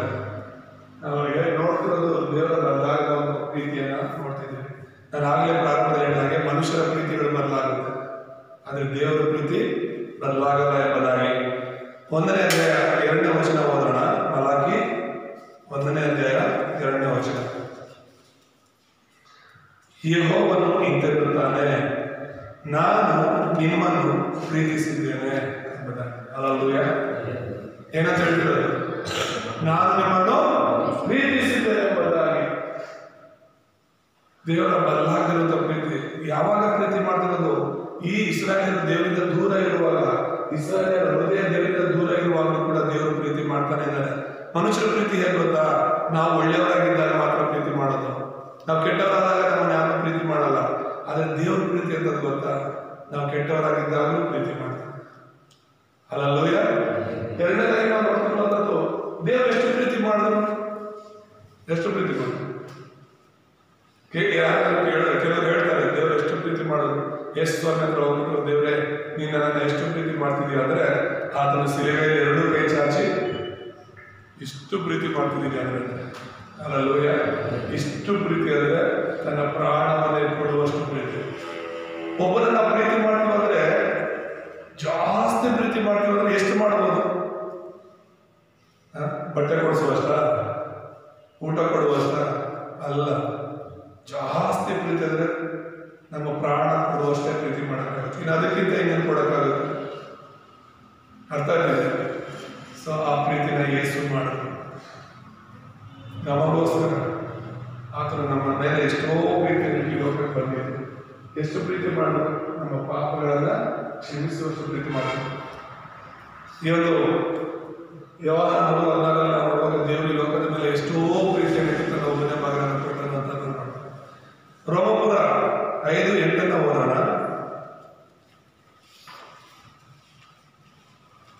ಆತನ ಪ್ರೀತಿ ಎಂಥದ್ದು ಎಂಬುದಾಗಿ. ರೋಮಪುರ 5:8, ಆದರೆ ನಾವು ಪಾಪಿಗಳಾಗಿದ್ದಾಗಲೂ ಕ್ರಿಸ್ತನು ನಮಗೋಸ್ಕರ ಪ್ರಾಣ ಕೊಟ್ಟದರಲ್ಲಿ ದೇವರು ನಮ್ಮ ಮೇಲೆ ತನಗಿರುವ ಪ್ರೀತಿಯನ್ನು ಸಿದ್ಧಾಂತಪಡಿಸಿದ್ದಾನೆ ಎಂಬುದು. ಹಲ್ಲೆಲೂಯ. ಹೇಗೆ ದೇವರು ನಮ್ಮ ಮೇಲೆ ಎಷ್ಟು ಪ್ರೀತಿ ಮಾಡಿದಾನೆ ಅಂತ ಹೇಳಿ ಹೇಗೆ ಗೊತ್ತಾಯ್ತು ಅಂದ್ರೆ, ಯೇಸು ಕ್ರಿಸ್ತನು ನಮ್ಮ ಪಾಪಗಳಿಗೋಸ್ಕರ, ನಾವಿನ್ನೂ ಪಾಪಿಗಳಾಗಿರ್ಬೇಕಾದ್ರೆ ಆತನು ಪ್ರಾಣ ಕೊಟ್ಟರಲ್ಲ ಸಿಲುಬೆಯಲ್ಲಿ, ಅದರ ಮೂಲಕ ಗೊತ್ತಾಗುತ್ತೆ ದೇವರು ನಮ್ಮನ್ನ ಎಷ್ಟು ಪ್ರೀತಿ ಮಾಡಿದ್ರು. ಹಲ್ಲೆಲೂಯ. ಆತನ ಪ್ರೀತಿ ಅವತ್ತು ಬದಲಾಗಿಲ್ಲ, ಇವತ್ತು ಬದಲಾಗಲ್ಲ, ನಾಳೆ ಬದಲಾಗಲ್ಲ. ಅದಕ್ಕೆ ನಾವೆಲ್ಲ ನಾಶವಾಗಿ ಇನ್ನೂ ಬದುಕಿರೋದು. ಕೆಲವರೆಲ್ಲ ಅನ್ಕೊತಾರೆ, ವಿಶ್ವಾಸಗಳಲ್ಲಿ ಕೆಲವು ಡೌಟ್ಗಳಿರುತ್ತೆ. ಏನು ಅಂದ್ರೆ, ಸಭೆ ಬಿಟ್ಟು ಹೋದ್ಮೇಲೆ ಅಥವಾ ಲೋಕದವರು ಅನೇಕ ಪಾಪಗಳನ್ನು ಮಾಡ್ತಿರ್ತಾರೆ. ಎಷ್ಟೋ ಮನೆ ಬಿಟ್ಟು ಹೋದ್ಮೇಲೆ, ಸಭೆನ ಬಿಟ್ಟು ಹೋದ್ಮೇಲೆ ಎಷ್ಟೋ ಜನ ಎಷ್ಟೋ ಪಾಪಗಳನ್ನು ಮಾಡ್ತಿರ್ತಾರೆ. ಅವರಲ್ಲಿರುವಂತಹ ಪ್ರಶ್ನೆಗಳೇನಂದ್ರೆ, ದೇವರು ಯಾಕೆ ಅವ್ರನ್ನ ಶಿಕ್ಷೆ ಕೊಡ್ತಾ ಇಲ್ಲ, ಅವ್ರ ಪಾಪ ಮಾಡಿದ್ರು ದೇವರು ಯಾಕೆ ಅವ್ರನ್ನ ಶಿಕ್ಷೆ ಕೊಡ್ತಿಲ್ಲ ಅಂತ ಕೇಳ್ತಿರ್ತಾರೆ. ಶಿಕ್ಷೆ ಕೊಡೋ ದೇವರಲ್ಲ ನಮ್ಮ ದೇವರು. ಒಂದು ಟೈಮ್ ಬರುತ್ತೆ ಶಿಕ್ಷೆ ಕೊಡಕ್ಕೆ, ಒಂದು ಟೈಮ್ ಎಲ್ಲ ಸೇರಿಸಿ ಕೊಡುವಂಥದ್ದು ಒಂದು ಟೈಮ್ ಇರುತ್ತೆ. ಇದಕ್ಕೆಲ್ಲ ಸಣ್ಣ ಪಡೋದಕ್ಕೆಲ್ಲ ದೇವರು ಶಿಕ್ಷೆ ಕೊಟ್ಕೊಂಡಿರೋದಕ್ಕಲ್ಲ. ಇದು ಕೃಪೆಯ ಸಮಯ. ಹಲ್ಲೆಲೂಯ. ಇದು ಕೃಪೆಯ ಕಾಲ. ಇದನ್ನ ಅರ್ಥ ಮಾಡ್ಕೊಳ್ಳಿ. ದೇವರು ಶಿಕ್ಷಿಸುವ ದೇವರಲ್ಲ. ಆತನು ನಮ್ಮ ಶಿಕ್ಷೆಯನ್ನು ಆತನು ಹೊತ್ತುಕೊಂಡು ಪ್ರಾಣ ಕೊಟ್ಟಿರೋದು. ಸಿಲುಬೆಯಲ್ಲಿ ಯೇಸು ಶಿಕ್ಷೆ ಬರೋದು ನಾವು ಮಾಡಿರೋ ತಪ್ಪುಗಳ ಶಿಕ್ಷೆ, ನಾವು ಮಾಡಿರೋ ಪಾಪದ ಶಿಕ್ಷೆ. ಹಾಗಾದ್ರೆ ಮನುಷ್ಯರಿಗೆ, ಪಾಪ ಮಾಡ್ತಿರೋರಿಗೆ, ದೇವರಿಂದ ದೂರ ಇರೋರಿಗೆ ಶಿಕ್ಷೆನೇ ಇಲ್ಲ ಅಂದ್ರೆ, ಆ ಶಿಕ್ಷೆಯಿಂದ ತಪ್ಪಿಸೋದಕ್ಕೆ ಯಾರ ಕೈಲೂ ಆಗಲ್ಲ. ಅಂತ ಒಂದು ಶಿಕ್ಷೆ, ನರಕದ ಶಿಕ್ಷೆ. ಅದರಲ್ಲಿ ಬೆಂಕಿ ಆಗೋದಿಲ್ಲ, ಹುಳ ಸಾಯೋದಿಲ್ಲ ಅಂತ ಹೇಳಿ ವಾಕ್ಯದ ನಾವು ನೋಡ್ತೇವೆ. ಏನಮ್ಮ? ಬೆಂಕಿ ಆಗೋದಿಲ್ಲ, ಅದರಲ್ಲಿರೋ ಹುಳ ಸಾಯೋದಿಲ್ಲ ಅಂತ. ಆ ಥರದೊಂದು ಬೆಂಕಿಯೊಳಗೆ ಹೋಗಾದ್ಮೇಲೆ ಅಲ್ಲಿಂದ ಹೊರಗಡೆ ಬರೋದಕ್ಕೆ ಸಾಧ್ಯನೇ ಇಲ್ಲ.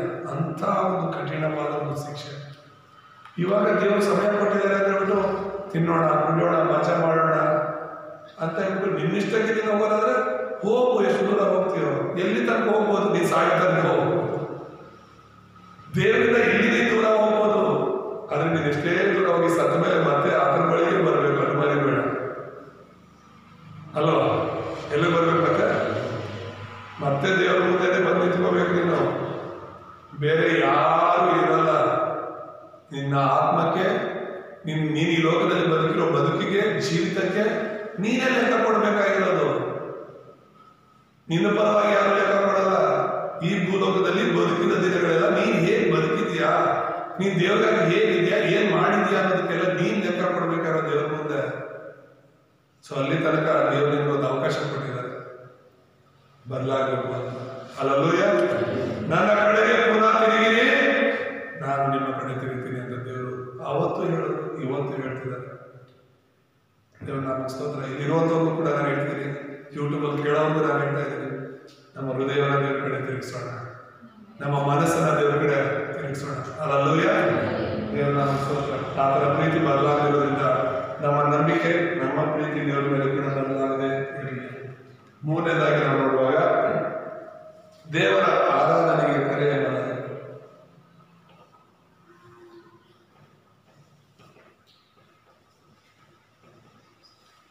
ದೇವರ ಆರಾಧನೆಗಾಗಿ ಕರೆ ನೀಡ್ತಿರೋದನ್ನು ನಾವು ನೋಡ್ತೇವೆ. 1:6-2:9.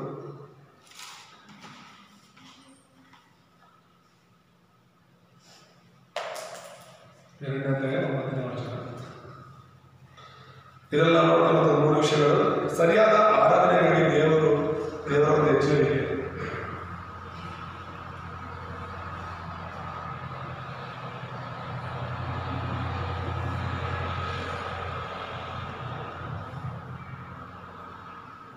ಸರಿಯಾದ ಆರಾಧನೆಗಾಗಿ ದೇವರ ಎಚ್ಚರಿಕೆಯನ್ನು ನಾವು ನೋಡ್ತಾ ಇದ್ದೇವೆ. 1:1-6.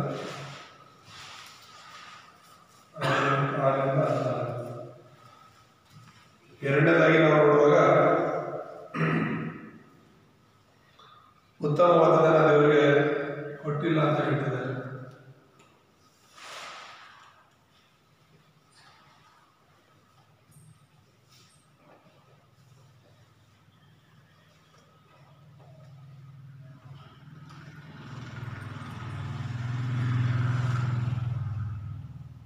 ಉತ್ತಮವಾದದ್ದು ಅಂದರೆ ಒಳ್ಳೆಯದನ್ನು ದೇವರಿಗೆ ಕೊಟ್ಟಿಲ್ಲ ಎಂಬುದಾಗಿ ನಾವು ನೋಡ್ತಾ ಇದ್ದೀವಿ. ಮತ್ತೆ 4ನೇದಾಗಿ ಆತ್ಮಿಕ ರೀತಿಯಲ್ಲಿ ಆರಾಧಿಸಬೇಕೆಂಬುದಾಗಿ.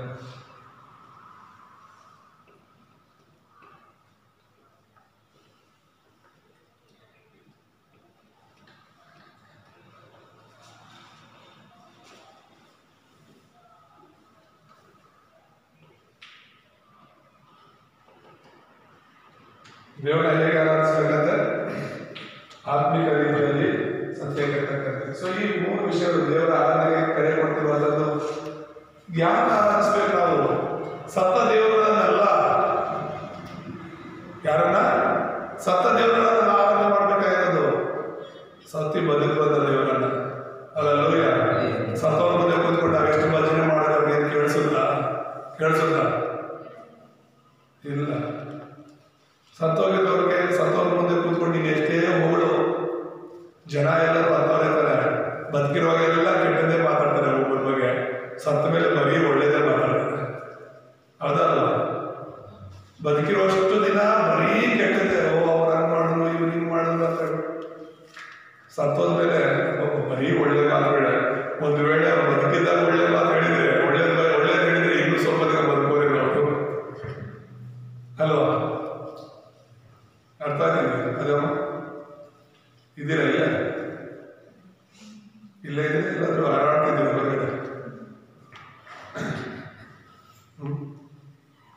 ನಾವು ಒಬ್ಬರ ಬಗ್ಗೆ ಲೋಕದವ್ರು ಏನು ಮಾತಾಡ್ಕೊಳ್ತಾರೋ ಬಿಡಿ, ದೇವ್ರ ಮಕ್ಕಳಾಗಿರುವಂತ ನೀವು ಇನ್ನೊಬ್ಬರ ಹತ್ರ ಮಾತಾಡೋರು ಒಳ್ಳೇದನ್ನು ಮಾತಾಡಿ. ಲೋಕದವ್ರು ಹೇಳೋದಾರ ಮಾತಾಡಬೇಡಿ. ಯಾರೇ ತಪ್ಪಿರಲಿ, ಯಾರೇ ಪಾಪ ಮಾಡಿರಲಿ, ಯಾರ ಜೀವಿತ ಹೇಗೆ ಇರಲಿ, ಅದನ್ನ ಇನ್ನೊಬ್ಬರ ಹತ್ರ ಹೇಳೋದ್ರ ಮುಂದೆ ನಿನ್ನ ಬಾಯಿ ಹೋಲ್ಸಾಗಿ ಮಾಡ್ಕೊತೀಯ. ನೀನ್ ಯಾಕೆ ಚಾಡಿ ಹೇಳ್ಕೊಂಡಿರ್ತೀಯ? ಅದಲ್ಲೋಗಿಲ್ಲೋಗಿ ಮತ್ತೆ ನಮ್ಮ ಬುಡಕ್ಕೆ ಬರುತ್ತೆ. ಯಾರು ಹೇಳಿದಿಲ್ಲ ಅಂದ್ರೆ ಬೇಕಾದ್ರೆ ದೇವ್ರ ಮಕ್ಕಳಾಗಿ ಏನಕ್ಕೆ ಬೇಕಿಲ್ಲ. ಸೊ ಇಲ್ಲಿ ನಾನು ಹೇಳ್ತಿರೋದೇನಂದ್ರೆ, ಸಾಧ್ಯವಾದಷ್ಟು ನಾವು ಇನ್ನೊಬ್ಬರ ಹತ್ರ ಮಾತಾಡುವಾಗ ಒಳ್ಳೇದು ಮಾತಾಡೋಣ. ಅರ್ಥ ಆಗ್ತಿದ್ಯಾ? ಒಂದು ವೇಳೆ ಯಾರು ತಪ್ಪು ಮಾಡ್ತಿದಾರ, ಯಾರು ದೇವ್ರ ನಂಬಿರುವಂತ ಜೀವಿತದಲ್ಲಿ ಯಾರು ಸರಿ ಇಲ್ವಾ, ನಾವೇನ್ ಮಾಡಬೇಕು? ಮೊದಲನೇದಾಗಿ ನೇರವಾಗಿ ಗದರಿಸ್ಬೇಕು. ಅಲ್ಲೂಯ್ಯ.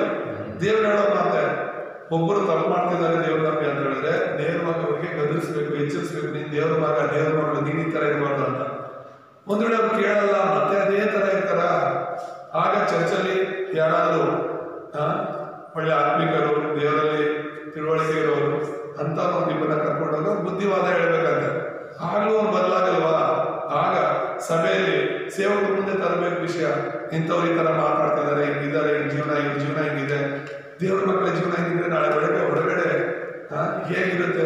ಕೆಟ್ಟ ಹೆಸರು ಬರಲ್ವಾ ದೇವರಿಗೆ, ದೇವರ ಹೆಸರು, ದೇವರ ಸಭೆ ಹೇಳುವಾಗ ಮತ್ತೆ ಸಭೆ ಮುಂದೆ ಅವ್ರನ್ನ ಕರೆದು ಈ ತರ ಇರಬೇಡ, ಇನ್ಮೇಲೆ ದೇವ್ರಿಗಾಗಿ ಬದಲಾಗಿದ್ದು ದೇವ್ರ ಕಡೆ ತಿರುಗು ಅಂತ ಹೇಳಿ ಬುದ್ಧಿ ಹೇಳಿ ಕಳಿಸ್ಬೇಕು.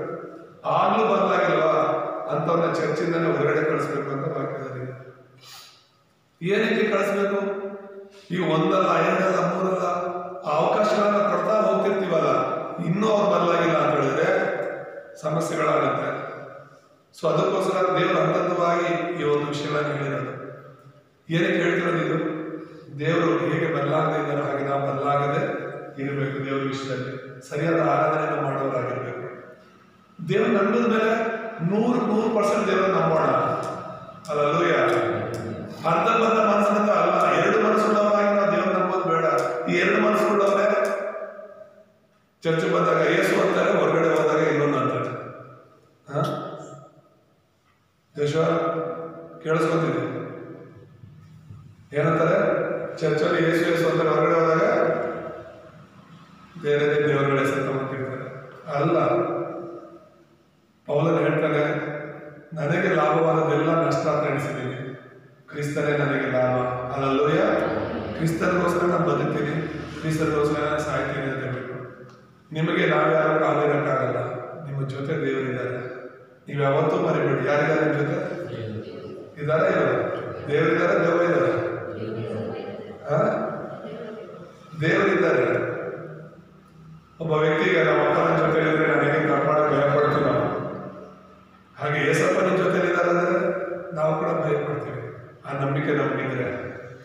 ಮುಕ್ತಾಯದಲ್ಲಿ 3 ವಿಷಯಗಳನ್ನು ನೋಡೋಣ.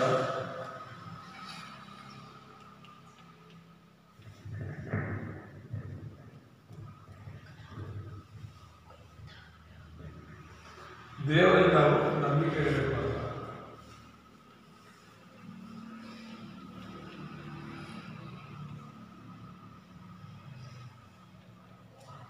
ದೇವರಲ್ಲಿ ನಂಬಿಕೆ ಇಡೋದು ಅಂದ್ರೆ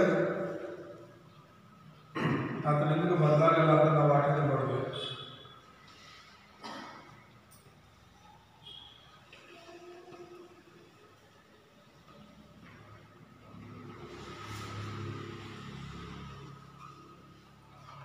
ಹಾಗಾಗಿ 3:6 ನಾವು ಅದನ್ನು ನೋಡ್ತೀವಿ.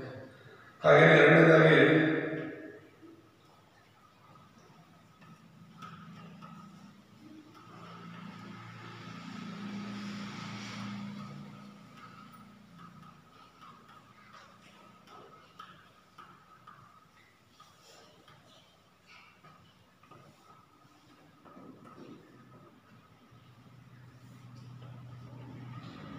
ದೇವರಿಗೆ ಸರಿಯಾದ ಕಾಣಿಕೆಗಳನ್ನು ಮತ್ತು ಸರಿಯಾದ ದಶಮಗಳನ್ನು ಕೊಡೋ ವಿಷಯದಲ್ಲಿ ನಮಗೆ ನಂಬಿಕೆ ಇರಬೇಕು. ಆಗ ದೇವರು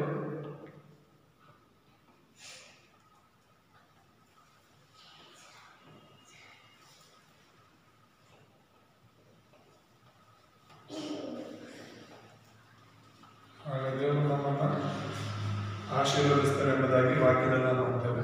ಅಲ್ಲೂಯ. ಏನು ಮಾಡಬೇಕು? ದೇವರಲ್ಲಿ ನಂಬಿಕೆ ಇಡಬೇಕು ಅಂದರೆ, ದೇವರಲ್ಲಿ ನಂಬಿಕೆ ಇಡೋದು ಅಂತ ಹೇಳಿದ್ರೆ ದೇವರು ಯಾವತ್ತೂ ಬದಲಾಗಲ್ಲ ಅನ್ನೋದೊಂದು. ಎರಡನೇದು ನಾನು ಆಗಲೇ ಹೇಳ್ತಿರೋದು, ಮಲಾಕಿ ಕಾಲದಲ್ಲಿ ದೇವರ ಆಲಯ ಕಟ್ಟಿದೆ, ಅಂದರೆ ಆಲಯ ಶೂನ್ಯವಾಗಿದೆ.